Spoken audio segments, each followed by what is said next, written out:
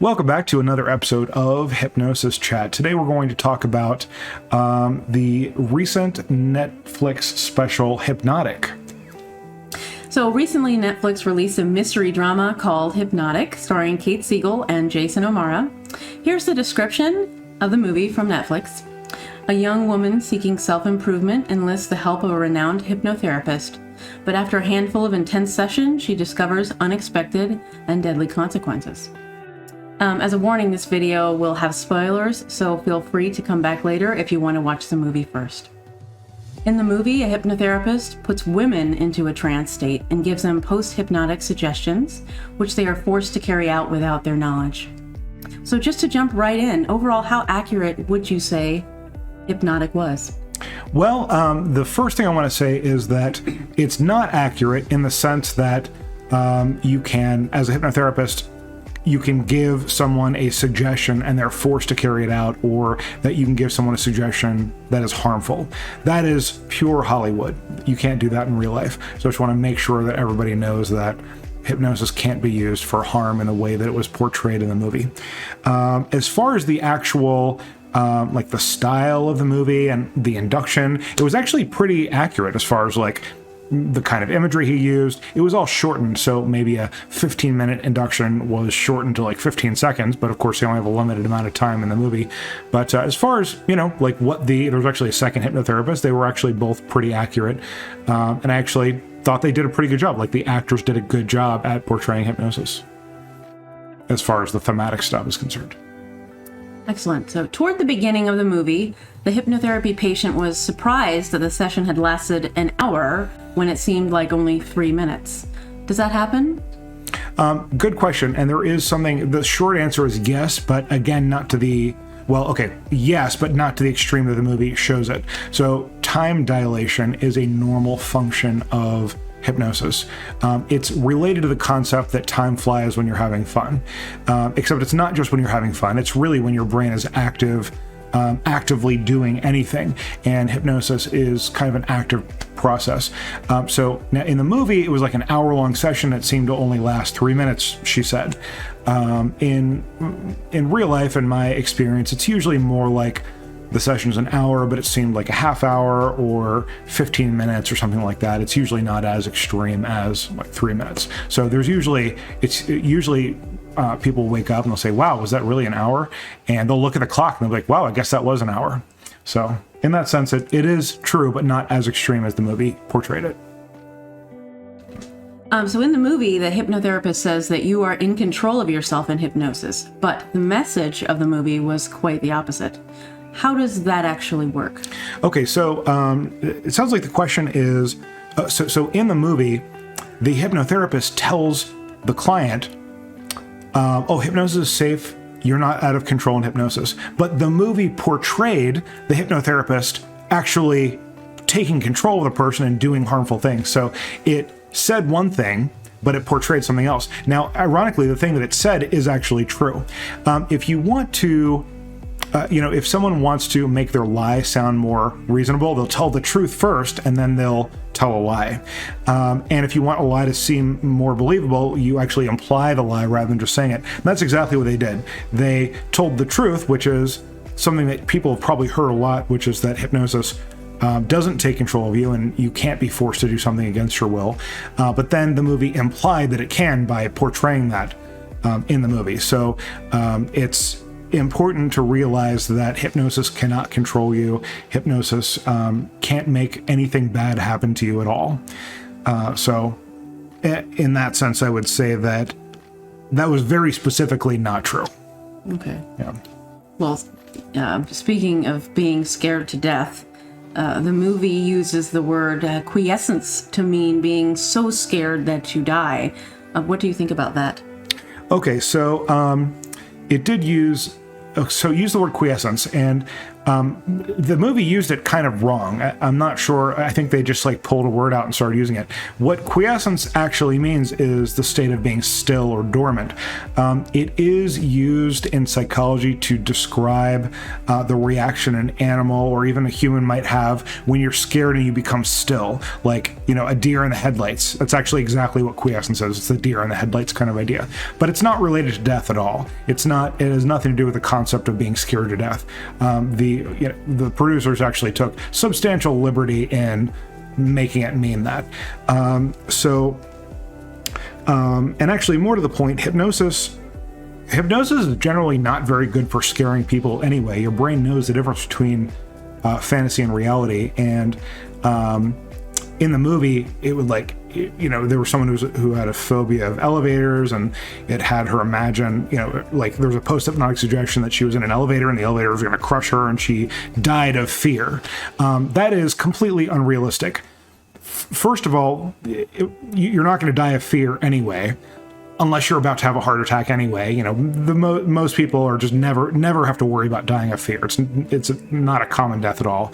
And hypnosis is not good at portraying fear anyway. So you are definitely not going to have a post-hypnotic suggestion that scares you to death. So again, I'm going to give that a 0 on the believability scale. So definitely not that one either. Again, we're talking about Hollywood. They've got to make an entertaining film. I don't blame them for that at all. But it's my job as a real hypnotherapist to step in and say, well, no, that's actually not true. Because some people might think it is true. Sure. So do post-hypnotic suggestions work? Can you tell me a little bit more about them? Yes. So post-hypnotic suggestions do work, but not like in the movie. And they're called suggestions for a reason. They're not commands. Suggestions it kind of directionalizes your brain a little bit. So, for example, if I'm working with an athlete, I might say, when you imagine your activity, you imagine yourself performing at your very best and being excited to do it. That would be an example of a suggestion. Now, I'm not forcing them to do that. I'm just giving their brain a direction it can go in. Also important to remember is that your brain only accepts suggestions. This is kind of the boring truth of hypnosis. Your brain only accepts suggestions that it would want to accept anyway. So let's say, you know, you're an athlete, you're nervous about your event.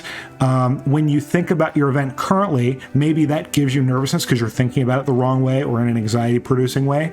The hypnotherapist can say, when you think about your event, you feel excited, you see yourself performing well, and then the brain's like, oh, good, that's exactly what I needed. So it's kind of like good advice or good imagery, and it's in this amplified hypnosis state. So that's how post-hypnotic suggestions work. It's not like in the movies where, you know, it's like, oh, when you hear the passphrase, "it all ends tonight," you suddenly imagine the elevator crushing you and then you die of fear. All that was complete Hollywood and not to be worried about at all. Hypnosis is really only good at portraying positive suggestions and giving your brain positive suggestions. So the cluck like a chicken theory is completely false, correct? That's another topic. First of all, clucking like a chicken's not harmful. So your brain might, if somebody wants to cluck like a chicken, like that mostly just comes from, you know, you mention that every time we have an interview. Every time is cluck like a chicken this, cluck like a chicken that. You could cut it out, right? All right, listen. So, no, we're not cutting this out. I'm going to talk about cluck like a chicken once and for all. Okay. No, the cluck like a chicken thing is just from like stage shows. They're entertainment stage shows. And people are generally filtered for wanting to go up and like have a good time and be silly and stuff like that. So if you tell someone in hypnosis, you're going to cluck like a chicken, they're only going to cluck like a chicken if they really want to. It's not, you're not going to have some meek, you know, shy person pulled up on stage, hypnotized, and then clucking like a chicken, and then just being so embarrassed afterwards. That's not going to happen at all. So again, it's related to this theme of your brain will only accept things that it considers to be good for you. That's why you're not going to get a suggestion that you're gonna die of fear. You're not, if you don't want to cluck like a chicken, you're not going to cluck like a chicken. That's why there's this filtering process when you do a hypnosis stage show. Okay, so hopefully, and I'm sure you're going to mention again next time, but hopefully that for now will satisfy the chicken clucking questioning population. Well, thank you very much. You're so welcome. So back to Hypnotic. The movie mentioned a CIA project called MKUltra. What is that, and how is it related to hypnosis? Okay, yes, they did mention that, and it's good for everyone to be aware of that. Project MKUltra, and I'm mostly reading this from the Wikipedia description, so you can go there and check it out in more detail. It was an illegal CIA operation that began in 1953 and officially ended in 1973. And it was designed to get information and confessions out of people by any means possible. So they just decided illegally that they're going to do this research to try to get confessions and informations by any means possible, including, and I'm just cleaning this up this is the family version, you can go read more about it if you want to, including various drugs and psychological coercion. They tried everything they could think of, including hypnosis, and including combining drugs with hypnosis to try to get people to talk. So the most important thing to understand here, and this is really the most important thing to understand, I think lots of people, anyone interested in hypnosis, would really be interested in this concept right here. They tried for 20 years to brainwash people with hypnosis, drugs and hypnosis, any combination of hypnosis. Hypnosis was just part of it. They did a bunch of other stuff too, but they tried as hard as they could with hypnosis and were not able to do it. They were not able to brainwash people with hypnosis.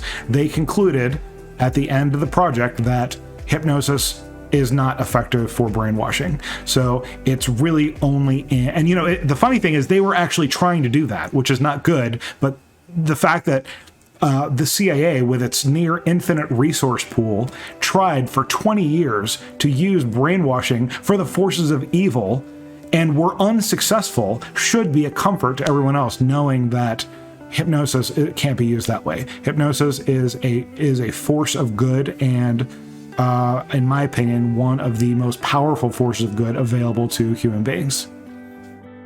Yes, they mentioned also the police use hypnosis sometimes as well. Yeah, completely different topic, and we could address that also. Mm-hmm. And police do, and I've worked with the police actually.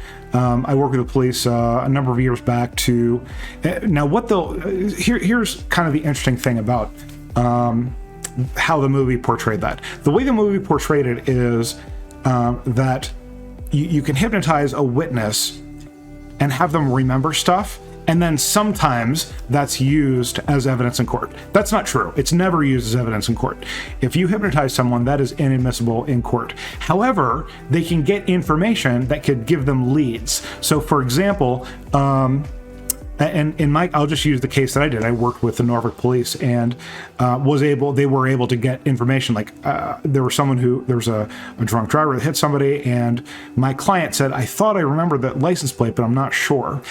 So what happened was I hypnotized her. She remembered the license plate, or most of the license plate. Then that wasn't used as evidence.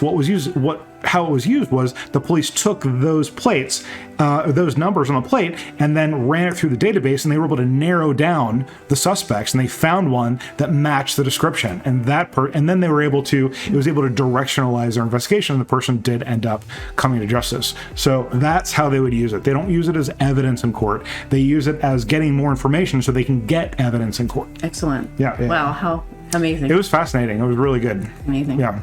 So any final thoughts? Let's see. So final thoughts. I did actually like the acting from both of the hypnotherapists. I thought that both of the two kind of distinct styles of induction were pretty interesting and somewhat accurate.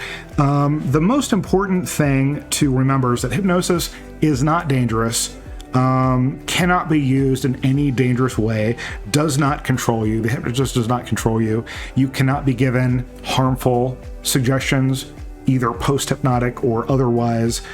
Your brain will not accept any kind of harmful suggestions. Hypnosis can only be used for good. So that's the point that I'd kind of like to hammer home to anyone who watched that movie.